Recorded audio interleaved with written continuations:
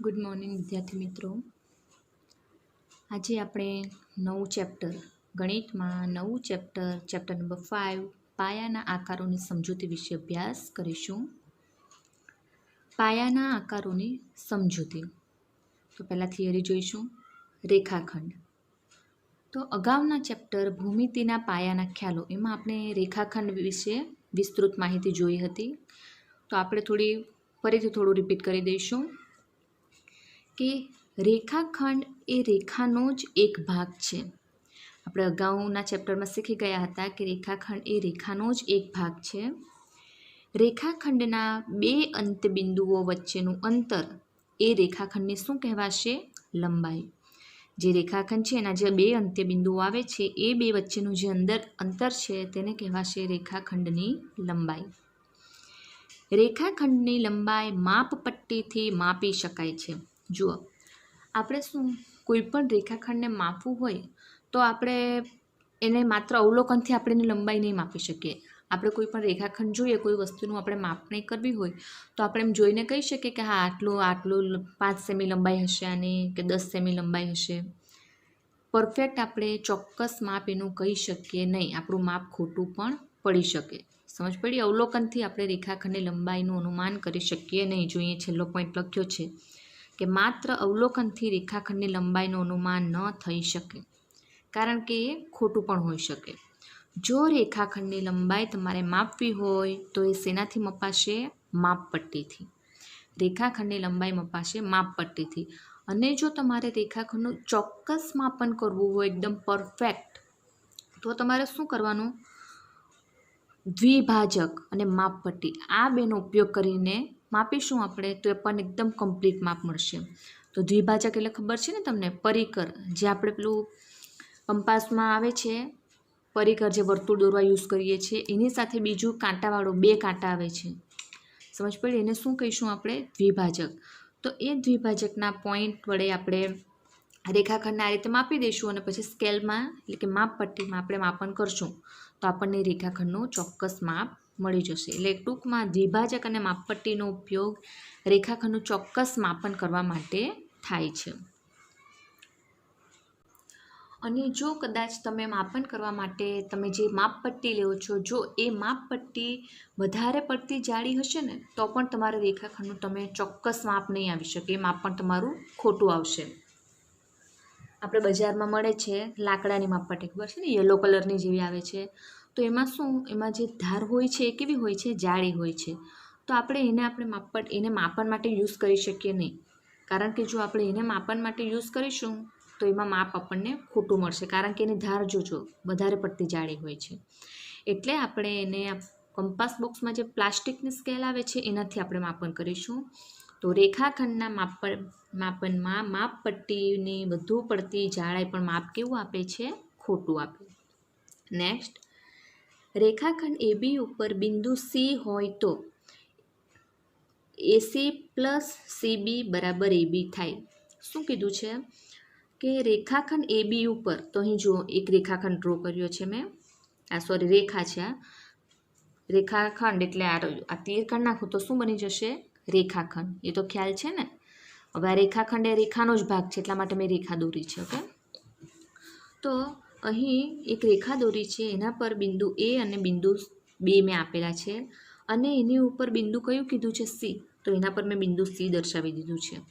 તો આપણે આ AB છે તો AC પ્લસ CB, આટલું માપ અને આટલું માપ બંનેને મેં પ્લસ કરું તો મને આખું માપ મળી જાય.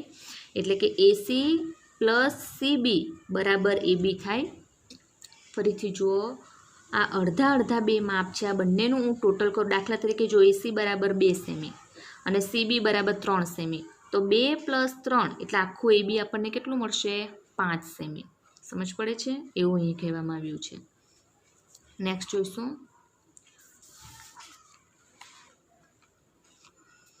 કોઈ પણ ત્રિકોણમાં બે બાજુઓના માપનો સરવાળો એ ત્રીજી બાજુના માપ કરતાં વધારે હોય છે. કોઈ પણ ત્રિકોણ તમે લેશો, એમાં તેની બે બાજુના માપનો સરવાળો એ એની ત્રીજી બાજુના માપ કરતાં હંમેશા કેવો હશે? વધારે જ હશે કોઈ પણ પરિસ્થિતિમાં. એવી જ રીતે કોઈપણ ત્રિકોણમાં બે બાજુઓના માપનો તફાવત કોઈપણ ત્રિકોણમાં બે બાજુઓના માપનો તફાવત એ ત્રીજી બાજુના માપ કરતાં ઓછો હોય છે. આ બે વસ્તુ તમે યાદ રાખજો કે કોઈપણ ત્રિકોણમાં બે બાજુના માપનો સરવાળો ત્રીજી બાજુ કરતાં વધારે અને કોઈપણ ત્રિકોણમાં બે બાજુના માપનો તફાવત એટલે કે બાદબાકી એ ત્રીજી બાજુના માપ કરતાં કેવી હોય છે? હંમેશા ઓછી હોય છે. બધી સમજ? હવે આપણે જોઈશું સ્વાધ્યાય 5.1 એનો પ્રશ્ન નંબર 3. પહેલા બે પ્રશ્નમાં તમને ક્વેશ્ચન આન્સર પૂછ્યા છે અને એના જવાબ આપણે થિયરીમાં જોઈ લીધું છે કે શું છે. પહેલો પ્રશ્ન જુઓ,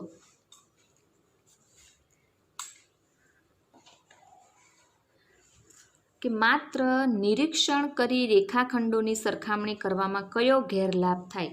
એટલે કે આપણે નિરીક્ષણ એટલે કે ફક્ત જોઈને અવલોકન દ્વારા આપણે માપન કરીએ તો આપણને શું ગેરલાભ થશે? તો આપણને ચોક્કસ માપ મળી શકે નહીં, એનો ગેરલાભ છે.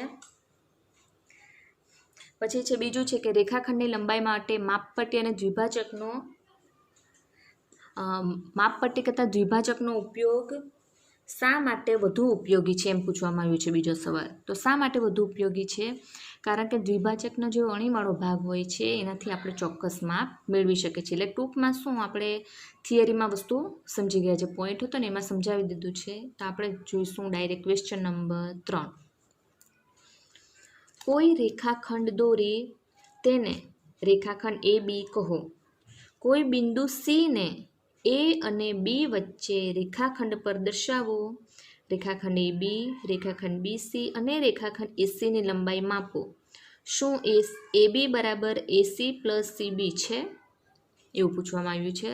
તો સૌથી પહેલાં આપણે શું દોરવાનું છે? રેખાખંડ AB એક ચોક્કસ માપ લઈને. તો આપણે 5 સેમી માપ લઈશું. કેટલા માપનો? 5 સેમી. તો 5 સેમી માપનો અહીં હું AB દોરી દઉં છું.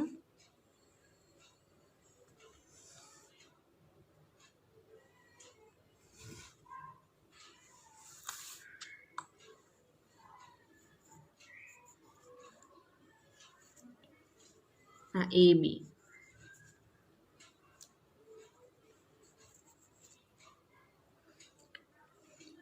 હવે કોઈ બિંદુ C ને A અને B વચ્ચે રેખાખંડ પર દર્શાવો. હવે કોઈ બિંદુ છે કયું? C. એને A અને B ની વચ્ચે આપણે દર્શાવીશું. તો A અને B ની વચ્ચે આપણે દર્શાવીશું એમ. તો અહીં હું દર્શાવી દઉં છું CB. સમજ પડી? ગમે ત્યાં તમે દર્શાવી શકો છો, કોઈ પણ જગ્યાએ. મેં અહીંયા દર્શાવ્યું છે એટલે જરૂર નથી તમે એ લખો, કોઈ પણ જગ્યાએ લખીશું આપણે. પછી તો એનું આપણે માપ લઈ કરીશું. તો થઈ ગયું. પછી શું કીધું છે? AB, BC અને ACની લંબાઈ માપો. તો આપણે જોઈએ AB તો આપણને ખબર છે કેટલું? 5 સેમી. પછી ACનું માપ ACનું માપ કેટલું આવે છે? જુઓ 3 સેમી. કેટલું આવે છે? 3 સેમી. અને CB એટલે કે BCનું માપ આવે છે 2 સેમી. તો હવે દાખલો જોઈએ આપણે. આકૃતિ દોરાઈ ગયા બાદ અહીં આપણે લખી દેવાનું કે અહીં AB બરાબર 5 સેમી, જે આપણે માપ લખ્યું છે, માપ આપણે જોયા ને અત્યારે, એ માપ તમારે લખી દેવાના. તમારા જે માપ આવે તે તમારે લખવાનું. પડે છે સમજ? AB બરાબર 5 સેમી અને તેના પર બિંદુ C છે જે આપણે દર્શાવી દીધું. કે માટે AB, BC અને ACને માપતા. પછી બીજું સ્ટેપ શું કર્યું આપણે? પહેલાં C બિંદુ દર્શાવી દીધું, પછી 3 આપણે શું કરી દીધું? માપી દીધું. તો માપતા આપણને કયું માપ મળ્યું? AB બરાબર 5 સેમી, AC બરાબર 3 સેમી અને CB બરાબર 2 સેમી છે. આ 3 આપણે માપન કર્યું તો આટલા માપ આવ્યા. તો હવે આપણે જોઈએ AC plus CB. AC plus CB આ બેનો આપણે સરવાળો કરીએ. તો AC અને CBનો સરવાળો કરો તો AC છે 3 સેમી અને CB કેટલું છે? 2 સેમી. તો 3 ને 2 5 સેમી. શું મળ્યું આપણને? 5 સેમી. એ કોનું માપ આવ્યું? AC અને CBનું. હવે તમને ખબર જ છે કે ABનું માપ પણ કેટલું છે? 5 સેમી. જો AC પ્લસ CB આ બંનેનું ટોટલ કર્યું એ પણ કેટલું આવ્યું? 5. અને એ આખા ABનું માપ પણ કેટલું આપી દીધું છે તમને? 5. તો આપણે એમ કહી શકીએ કે AB બરાબર AC પ્લસ CB કહી શકીએ ને, કારણ કે ABનું બી 5 છે અને આ બેનો સરવાળો એવો તે પણ કેટલો છે? 5 છે. તો આપણે AB બરાબર આ લખી શકીએ. તો અહીં લખ્યું છે કે AB બરાબર AC પ્લસ CB કહી શકાય. પડે છે સમજ? તો હવે જુઓ, તો AC પ્લસ CB આ બંનેમાં કોમન બિંદુ કયું છે? C. C એ ACમાં પણ આવે છે અને C એ CBમાં પણ આવે છે. અહીં આકૃતિમાં જુઓ, AC પ્લસ CB, તો આપણે કહી શકીએ કે C એ ABનું મધ્યબિંદુ છે. તો અહીં લખી દીધું કે આથી કહી શકીએ કે બિંદુ C એ રેખાખંડ AB ઉપર આવેલું બિંદુ છે.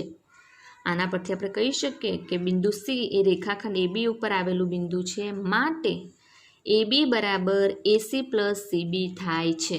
આપણને પૂછ્યું હતું કે AB બરાબર AC પ્લસ CB થાય છે, તો હા, AB બરાબર AC પ્લસ CB થાય છે. દાખલામાં સમજ પડી. આપણે એક રેખાખંડ દોર્યો, પછી એના પર બિંદુ C દર્શાવ્યું. ગમે કોઈ પણ જગ્યાએ તમે C બિંદુ દર્શાવી શકો, કોઈ પણ જગ્યાએ. પછી તમારે બધા જે આખાનું માપન, પછી જે અડધા અડધા માપ પડે છે એનું માપન કરવાનું છે, પછી એનો સરવાળો કરવાનો છે. સમજ પડી? આ પ્રમાણે તમારે એને સાબિત કરવાનું છે. તો જુઓ, પ્રશ્ન નંબર 4 એના નીચે છે પ્રશ્ન નંબર 4 સેમ આ રીતે જ ગણવાનો છે, એટલે એ તમારે હોમવર્કમાં કરવાનો છે. પ્રશ્ન નંબર 4 એ સેમ પ્રશ્ન નંબર 3 જે અત્યારે આપણે ગણ્યો છે, સેમ એના જેવો જ છે. એમાં પણ તમને 3×3નું માપ આપી જ દીધું છે. અહીં તમને માપ નહીં આપ્યું હતું, અહીં માપ આપણે લખ્યું છે, પણ એ દાખલામાં તમને 3×3નું માપ આપી દીધું છે, એટલે આ દાખલો તમને વધારે ગણવામાં ઇઝી પડશે. તો આ દાખલો તમારે હોમવર્કમાં કરવાનો છે. એના પછી આપણે જોઈશું ક્વેશ્ચન નંબર 5. તો હવે આવે છે પ્રશ્ન નંબર 5. ચકાસો કે ડી બિંદુ એ રેખાખંડ AGનું મધ્ય બિંદુ છે. શું કીધું? ચકાસો એટલે કે તમારે જોવાનું છે કે ડી બિંદુ એ AGનું મધ્ય બિંદુ છે. મધ્ય બિંદુ એટલે એકદમ મધ્યમાં, એટલે કે સેન્ટરમાં આવેલું છે. તો તમને આકૃતિ આપી દીધી છે. અહીં જુઓ, એક રેખા આપી દીધી છે, એમાં 0 થી 7 સુધીના અંકો લખ્યા છે, અને ઉપર 1ની ઉપર, એટલે કે અહીંયાથી તમને A થી G સુધીના લેટર લખવામાં આવ્યા છે. અને શું કીધું છે? આ ડી બિંદુ મધ્યમાં કયું કીધું છે? ડી બિંદુ. આ ડી બિંદુ એ AGનું મધ્ય બિંદુ છે, એમ તમને ચકાસવા કીધું છે. તો સૌથી પહેલાં આપણે A થી D સુધીનું અંતર શોધી નાખીશું, પછી D થી G સુધીનું અંતર શોધીશું. સમજ પડે છે? તો સૌથી પહેલાં A થી D સુધીનું અંતર, A થી D સુધીનું અંતર, એને શું કહીશું? A થી D સુધીના અંતરનું નામ શું આપશું? AD. એને શું નામ આપીશું? AD. A થી D સુધીનું અંતર એટલે કે AD. તો AD ની અંદર કયા કયા બિંદુ આવી જાય છે? તો જુઓ, AB plus BC plus CD કેટલા આવે છે? 3. ધ્યાનથી જો, ફરીથી બોલું છું. આ A થી D સુધીમાં કેટલા આવે છે? એક તો A થી B, પછી B થી C અને C થી D. પડે છે સમજ? 3. તો એ 3×3 લખી દઈશું કે આ 3નો આપણે સરવાળો કરીશું તો આપણને ADનું માપ મળી જશે. AB plus BC plus CD.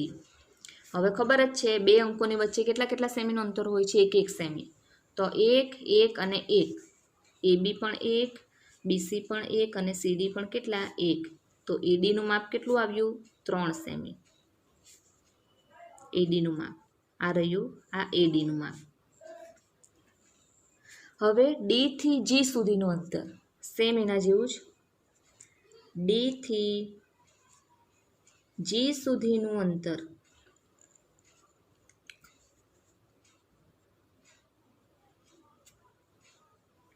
તો D થી G માં કયા કયા આવશે?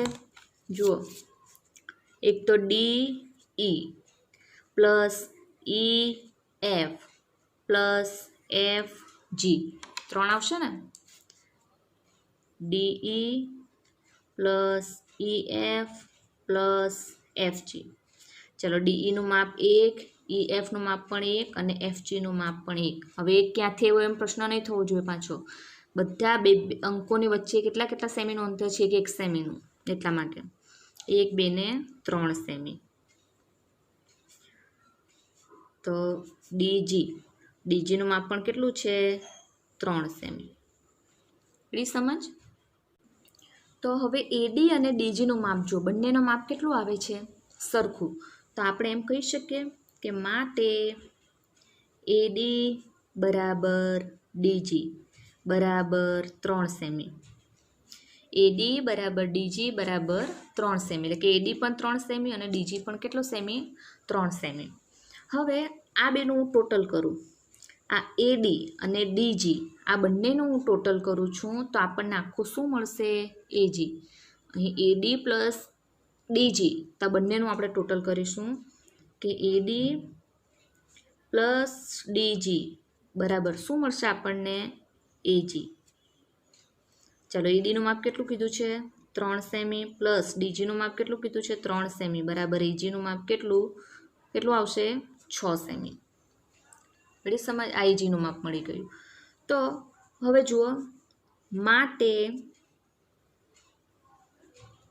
એ, હવે જો ડી 2 વખત આવ્યો, એડી પ્લસ ડીજી આટલું જુઓ, એમાં એ લખી દીધું. હવે ડી કેટલી વાર છે 2 વખત છે તો 1 વખત લખી દીધો એને.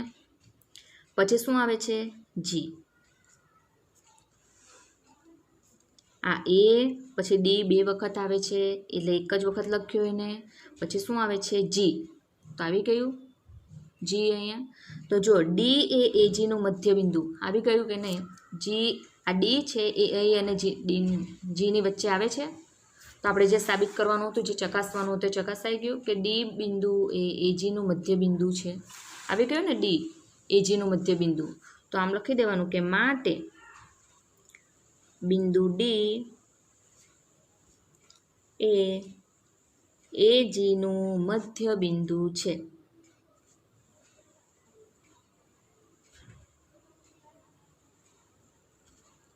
લે છે સમજ. અહીં ડી બિંદુ વચ્ચે આવે છે એટલે આપણે કહી શકીએ કે ડી એ એજીનું મધ્યબિંદુ છે. સમજાઈ ગયું ને. તો હવે જુઓ પ્રશ્ન નંબર 6. બી એ રેખાખંડ એસીનું મધ્યબિંદુ છે અને સી એ રેખાખંડ બીડીનું મધ્યબિંદુ છે.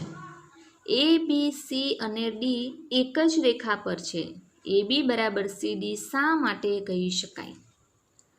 તમને વસ્તુ કહી દીધી છે કે બી એ એસીનું મધ્યબિંદુ છે અને સી એ કોનું બીડીનું. તો અહીં મેં એક રેખા દોરી છે. જો સમજ પડી. આશરે માપ લઈને દોરી છે, એક રેખા દોરી છે. એના પર મેં 4 બિંદુ એ બી સી ડી, આ એ બી સી ડી 4 બિંદુ કીધા છે, એને મેં લખી દીધા છે આ પ્રમાણે. તો જો એમાં બી એ એસીનું મધ્યબિંદુ છે એટલે કે બી એ અને સીની વચ્ચે આવેલો છે. પછી સી એ બીડીનું મધ્યબિંદુ છે. તો સી એ બી અને ડીની વચ્ચે છે. જોઈ લો આ સી છે બી અને ડીની વચ્ચે આવેલો છે ને. સમજ પડી. તો હવે આપણે ગણીશું. તો જુઓ આકૃતિ દોરી છે એના પરથી આપણે લખી દેવાનું કે બિંદુઓ એ બી સી ડી એ એક જ રેખા પર આવેલા બિંદુઓ છે. અહીંયા આપણે તમે જુઓ જ છો કે આકૃતિમાં એ બી સી ડી એક જ રેખા પર આવેલા છે.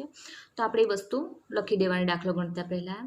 પછી બીજી વસ્તુ શું તમને પ્રશ્નમાં કહેવામાં આવ્યું છે કે બી એ રેખાખંડ એસીનું મધ્યબિંદુ છે.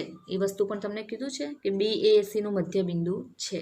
તો માટે આ બી એ એસીનું મધ્યબિંદુ છે તો આપણે એમ કહી શકીએ કે એ બી બરાબર બીસી. આગળ દાખલામાં જોયું આપણે કે મધ્યબિંદુ હોય તો આ બરાબર આ થાય કે નહીં. તો બી એ એસીનું મધ્યબિંદુ છે માટે એ બી બરાબર બીસી લખી શકાય. તો લખી દેવાનું માટે એ બી બરાબર બીસી. સમજ પડી. એને આપણે આપી દઈશું પરિણામ 1. આ પહેલું પરિણામ છે, એના પર હું બોક્સ કરી દઉં છું. એવી જ રીતે હવે બીજું કે કયું બિંદુ સી એ કોનું મધ્યબિંદુ છે બી અને ડીનું. તો સી એ રેખાખંડ બી ડીનું મધ્યબિંદુ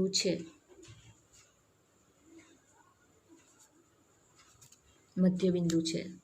તો માટે સી એ બી અને ડીનું મધ્યબિંદુ છે માટે બીસી બરાબર સીડી થાય. તો લખી દઈશું અહીંયા બીસી બરાબર સીડી અને શું આપીશું પરિણામ નંબર 2.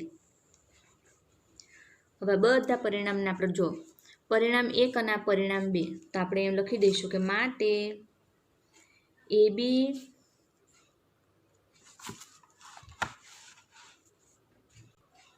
અહીંયા આપણે પહેલાં લખી દઈશું પરિણામ 1 અને 2 પરથી, આ 2 પરથી આપણે લખવાનું છે પરિણામ 1 અને 2 પરથી આપણે આમ લખી શકીએ કે AB પરિણામ 1 શું છે, AB બરાબર BC, તો આ પરિણામ 1 છે AB બરાબર BC.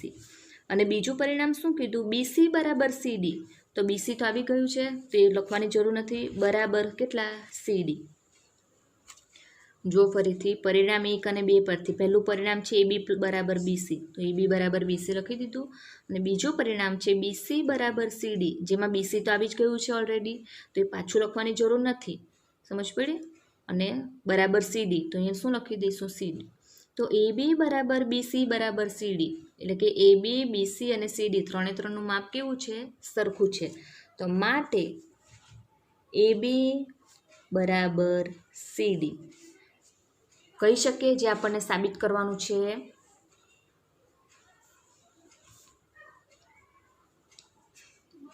માટે AB બરાબર CD થાય, જે પ્રશ્નમાં તમને કીધું હતું ને આ પ્રમાણે. જુઓ કે AB બરાબર CD શા માટે કહી શકાય, શા માટે કહી શકાય, તો આપણે જોઈ લીધું AB બરાબર CD શા માટે કહી શકાય, AB બરાબર BC બરાબર CD, એટલે કે AB BC અને CD, તો AB BC CD ત્રણે ત્રણના માપ સરખા છે, એટલે AB બરાબર CD પણ કહી શકાય. પડી સમજ.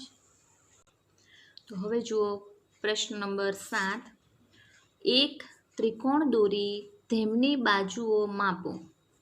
દરેક સ્થિતિમાં ચકાસો કે કોઈ પણ બે બાજુના માપનો સરવાળો હંમેશા તેની ત્રીજી બાજુ કરતાં વધુ જ હોય છે. તમારે એક ત્રિકોણ દોરવાનો છે અને એના માપ લખવાના છે આશરે, સમજ પડી.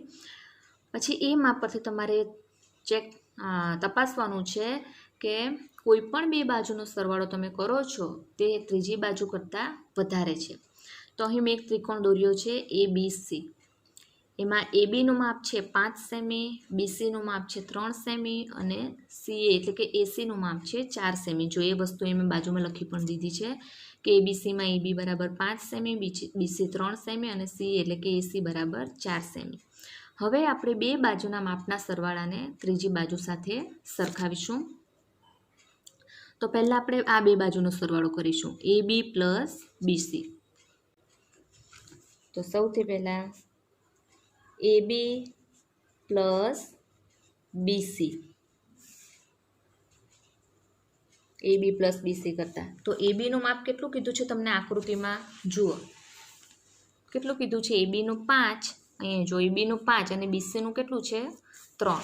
તો અહીં લખી દઈશું આપણે ABનું 5 અને BCનું છે 3. તો 5 ને 3 કેટલા થશે 8. અને 8, તો હવે આ બે બાજુ સિવાયની ત્રીજી બાજુ કઈ આવે છે, જો આકૃતિમાં આ બેનો સરવાળો કર્યો તો ત્રીજી બાજુ કઈ આવશે CA, એનું માપ કેટલું છે 4. જો એના કરતાં વધારે આવી ગયો સરવાળો એના કરતાં વધારે આવ્યો ને તો એ લખી દેવાનું કે જે જવાબ આવ્યો છે અહીંયા 8, કે જે ત્રીજી બાજુ કઈ છે, ત્રીજી બાજુ CA બરાબર 4 સેમી કરતાં વધુ છે. ચાલો એક થઈ ગયો એક વખત. હવે સેકન્ડ જોઈશું. હવે બીજી કઈ બે બાજુ લઈશું, AB અને BC લઈ લીધું છે. હવે BC જો અહીં હવે આ બે લઈ લીધું છે, હવે BC અને CA લઈશું અને ત્રીજી બાજુ કઈ આવશે AB, એટલે કે BC અને CAનો સરવાળો એ AB કરતાં કેવો આવશે વધારે. તો અહીં જોઈશું BC પ્લસ CA કરતાં, તો BCનું માપ છે 3, CAનું માપ છે 4, તો 4 ને 3 7. તો ત્રીજી બાજુ કઈ હતી AB અને ABનું માપ કેટલું કીધું છે 5, તો એના કરતાં વધારે આવી ગયો. તો લખી દેવાનું કે જે ત્રીજી બાજુ AB બરાબર 5 સેમી કરતાં કેવું છે વધારે છે. ચાલો હવે તો હજુ બે બાકી છે, હજી કઈ બે રહેવાની બાકી આપણે AC અને AB. હવે આપણે કઈ લઈશું આ બેનો સરવાળો થઈ ગયો, આ બેનો પણ થઈ ગયો. હવે AB અને CAનો સરવાળો કરીશું તો ત્રીજી બાજુ કઈ આવશે? BC. એટલે કે AB અને CAનો સરવાળો એ BC કરતાં કેવો આવશે? વધારે. તો અહીં AB પ્લસ CA લખ્યું છે, એટલે કે 5, ABનું માપ 5, CAનું 4, બંનેનું ટોટલ આવ્યું 9. કે જે તેની ત્રીજી બાજુ કઈ આવશે? આ બેનો સરવાળો એટલે ત્રીજી બાજુ કઈ આવશે? BC બરાબર 3 સેમી કરતાં વધુ છે. તો 3 પરિસ્થિતિમાં આપણે જોયું કે બે બાજુનો સરવાળો એ ત્રીજી બાજુના માપ કરતાં હંમેશા કેવો હોય છે? વધારે જ હોય છે. તો દાખલામાં સમજ પડી ગઈ. હવે આવો તમને મેં એક બીજો દાખલો આપું છું, એ તમારે હોમવર્કમાં કરવાનો છે. ટૂંકમાં તમારે આજનું હોમવર્ક તમે નોટ ડાઉન કરી દો અંદર. તો હોમવર્કમાં તમારે સ્વાધ્યાય 5.1નો ક્વેશ્ચન નંબર 4, જે તમને આગળ પણ કીધું જ છે મેં વિડીયોમાં, અને બીજો પ્રશ્ન જે અત્યારે દાખલો કર્યો છે ને આપણે ત્રિકોણવાળો, એના જેવો જ છે સેમ. મેં બીજી રકમ છે આ કે ત્રિકોણ PQR દોરો, જેમાં PQ 2 સેમીનો લેવાનો છે, QRનું માપ 4 સેમી અને PRનું છે 6 સેમી. તો તમારે ચેક કરવાનું છે કે બે બાજુનો માપનો સરવાળો એ ત્રીજી બાજુ કરતાં હંમેશા વધારે જ હોય છે. અહીં લખ્યું પણ છે બ્રેકેટમાં સ્વાધ્યાય 5.1ના ક્વેશ્ચન નંબર 7ની જેમ. તો હોમવર્કમાં આ બે દાખલા તમારે જાતે ગણવાના છે. સમજ પડી? તો હવે એના પછીના દાખલા સાથે આપણે બીજા વિડીયોમાં મળીશું. જય શ્રી કૃષ્ણ.